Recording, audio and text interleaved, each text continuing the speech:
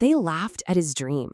In this explainer, we're breaking down the ultimate blueprint for pulling off the absolute impossible. Imagine having a vision so massive, so entirely disconnected from your reality that everyone around you literally laughs in your face. They call you delusional. They tell you to just settle down.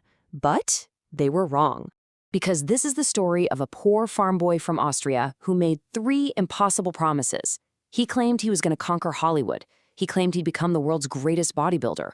And he even claimed that one day he would lead the state of California. To the rest of the world, it was a complete joke. Nobody believed him. And honestly, you can't really blame them, because the contrast was just staggering. He was born into the shattered post-World War II remains of Austria.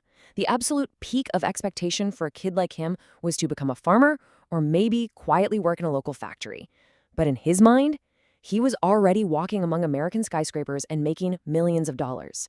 He was about to prove that an impossible dream is really just a reality waiting for a brutal work ethic.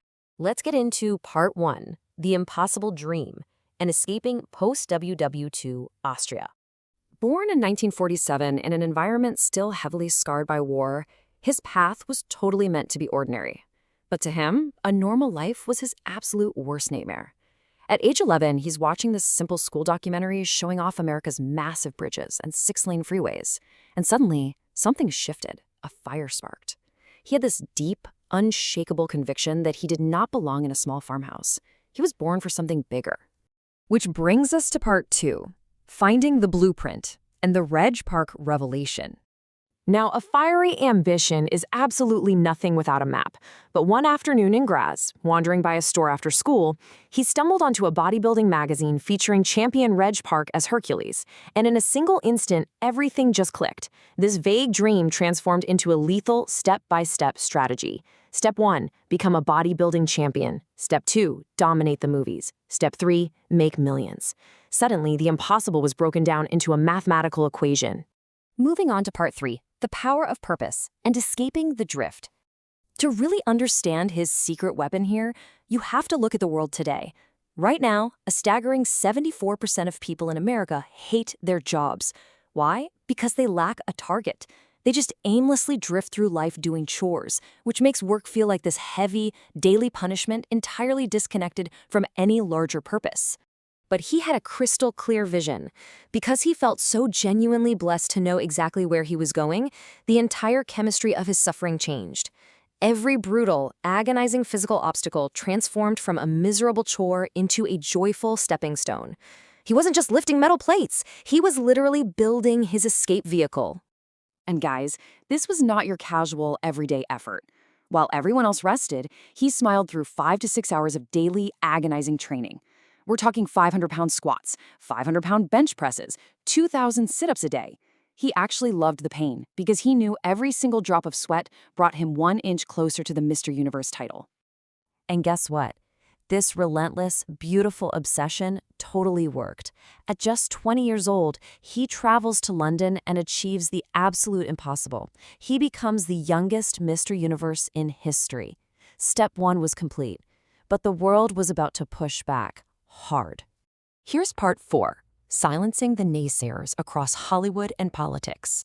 As he pivoted to his next massive goal, conquering Hollywood, he crashed headfirst into a brutal wall of critics. Studio executives laughed at him. They called his massive body a freak show. They told him his thick Austrian accent was a total liability. And honestly, at first, they were right. His very first movie, Hercules in New York, tanked instantly. It went straight to the toilet. It was literally the perfect excuse to just give up and accept defeat. But he absolutely refused to let early failure dictate his vision. Instead, he adopted this bulletproof psychology, a sort of mental translation matrix. Whenever the industry said it's impossible, his brain automatically filtered that into it is possible. When they said it can't be done, he heard it can be done. Every single no was aggressively weaponized into a yes. Drawing on inspiration from leaders like Nelson Mandela, he understood a fundamental truth. Everything is always impossible, right up until someone actually goes out and does it. He decided right then and there that he would be the one to do the impossible. Hasn't been done before? Perfect. He'd just be the first. And he carried this exact same relentless mindset straight into the world of politics too. When political elites told him to run for something smaller because he wasn't born in America, he completely ignored the losers. He ran for the highest office he legally could. And just 2 months later, he becomes the governor of California, taking command of the 5th largest economy on planet Earth. Insane, right? Which leads us to part 5, the ultimate victory, and turning liabilities into assets. This brilliantly illustrates his ultimate revenge.